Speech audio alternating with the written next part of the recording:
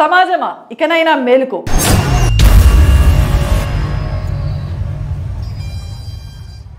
స్త్రీలో అందం, స్త్రీ లేకపోతే ఊహించలేని జీవితం, స్త్రీని గౌరవించాలి, ప్రేమించాలి అనేవి కేవలం ఒట్టి మాటలు. ముందు స్త్రీని మనిషిగా చూడాలి. మగవాడి దురహంకారానికి బలైన స్త్రీలు ఎందరో ఉన్నారు. స్త్రీల అహంకారానికి బలైన పురుషులు ఉన్నారు. కాకపోతే మగాడి దౌర్జన్యానికి బలైన స్త్రీలు 100కి 90% ఉంటే, స్త్రీ మోసాలకు బలైన పురుషులు ఓ 10% ఉంటారు.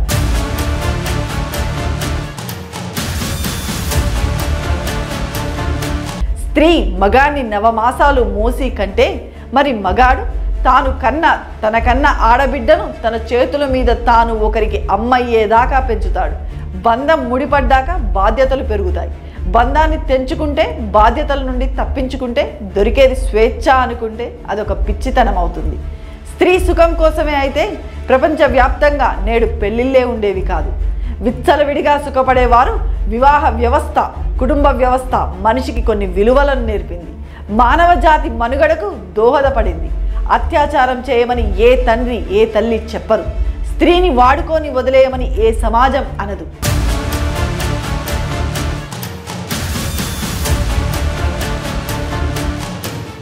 స్త్రీల గొప్పతనం గురించి పాటలు, కావ్యాలు, సినిమాలు వచ్చినా, చరిత్రలో స్త్రీలు ఎంత ఉన్నత స్థానంలో ఉన్నా మన ఇంట్లో స్త్రీలను మనం ఎలా చూసుకుంటున్నాం అనేది ముఖ్యం. అలాగే ఇతర మహిళలను ఎంత గౌరవంగా భావిస్తున్నామనేది అంతకన్నా ముఖ్యం. పరాయి స్త్రీని దేవత అని అంటే, ఆడదాన్ని దయ్యంలా చూసే మగాడు ప్రతి మగాడిలో ఉంటాడు. కానీ కొందరిలో వాడు బయటపడడు. కొందరు బయటపడుతుంటారు. అయినా ఇప్పటికీ స్త్రీలే పద్ధతిగా, సాంప్రదాయబద్ధంగా బతకాలి. మగాడికి ఎలాంటి అదుపు లేదు.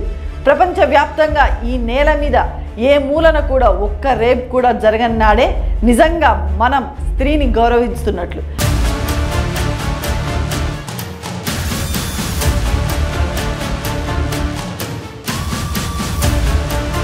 ప్రతి ఆడదానిలో అమ్మను, చెల్లిని, అక్కను కాదు, స్త్రీనే చూడండి. స్త్రీతో ఆరోగ్యకరమైన ఎలాంటి దురుద్దేశం లేని అనుబంధాన్ని పెంచుకోండి. శారీరక సంబంధం కన్నా ఎక్కువ ఆనందాన్ని స్త్రీ స్నేహం అందిస్తుంది. అందుకే స్త్రీల అవయవాలను తొంగి చూడడం కాదు, స్త్రీ హృదయాన్ని చూడండి. స్త్రీ కంట్లోనే ఆవిరైపోతున్న కన్నీళ్లను, ఆవేదనను, వ్యధను నీ హృదయంతో వినే ప్రయత్నం చేయండి. స్త్రీని బలవంతంగా లోబర్చుకోవడం మగతనం కాదు.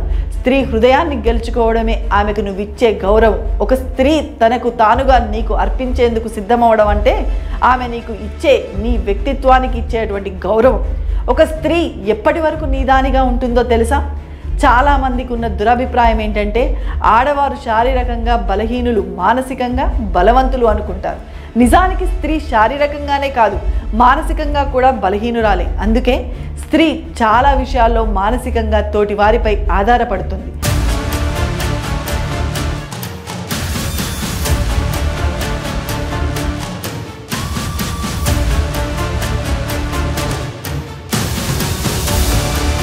నిజానికి ఏ స్త్రీకి శారీరకంగా ఏ మనిషి తోడు అవసరం లేదు. కానీ మానసికంగా తన అభిప్రాయాలు వెళ్ళబుచ్చడానికి, తన కలలను నిజం చేసుకోవడానికి, తన అభిప్రాయాలు చెప్పుకోవడానికి ఒక తోడు కోరుకుంటుంది. ఆ తోడు జీవిత భాగస్వామి కావచ్చు, లేదా ఆమెకు పరిచయమయ్యే ఇతర వ్యక్తులైనా కావచ్చు. అలా పరిచయమైన వ్యక్తితో స్త్రీ ఒక రకమైన అనుబంధాన్ని ఏర్పరచుకుంటుంది. తనకు ఎప్పుడైతే ఆ వ్యక్తి పైన బలమైన నమ్మకం కలుగుతుందో అప్పటి నుంచి తనకు సంబంధించిన ప్రతి విషయాన్ని ఆ వ్యక్తికి చేరవేస్తుంది. అతని నిర్ణయమే తన నిర్ణయంగా మార్చుకుంటుంది. అయితే కొంతమంది మగవారు ఏం చేస్తారంటే, ఎలా తమపై మానసికంగా ఆధారపడినట్టుగా కనిపిస్తున్న స్త్రీని మరింత అనగదొక్కేలా ప్రయత్నిస్తుంటారు. పూర్తిగా లోబర్చుకోవడానికి అవకాశం కోసం ఎదురు చూస్తుంటారు. అలా పంపే క్రమంలో స్త్రీ బలహీనమైన స్థితి నుంచి బలవంతురాలిగా మారుతుంది. అలా బలవంతురాలిగా మారిన స్త్రీని తట్టుకోవడం, ఆమె ఆగ్రహాన్ని భరించడం ఏ మగవాడి వల్ల కాదు. అందుకే ఆమెకి అహంకారి అనే ముద్రని వేస్తాడు. నిజానికి స్త్రీ మగవాడి దగ్గర సుఖాన్ని కోరుకోదు, ఆమె మానసిక స్వాంతను కోరుకుంటుంది. అటువంటి మానసిక తోడుని ఇచ్చిన మగవాడిని ఆమె ఇష్టపడుతుంది. అంతే తప్ప ఆమె బానిస కాదు. ఓ రకంగా చెప్పాలంటే బానిస కాబడుతుంది. అలా కాకుండా ప్రతి మగవాడు మహిళ విషయంలో జాగ్రత్త పడినప్పుడు, ఆమె ఆత్మగౌరవాన్ని కాపాడినప్పుడు నిజంగా ఆమె సమాజంలో మరింతగా వెలుగొందుతుంది, తన శక్తిని సమాజానికి ధారపోస్తుంది. అందుకే మగాడిని అన్న గర్వం వీడండి, మహిళను గౌరవించండి, ఆమెను తోటి మనిషిగా గుర్తించండి. అప్పుడే సమాజంలో అసమానతలు తగ్గి, ఆడ మగ మధ్య అంతరం తగ్గి అందరూ ఒకేలా బతికేందుకు అవకాశం ఉంటుందని తెలుసుకోండి.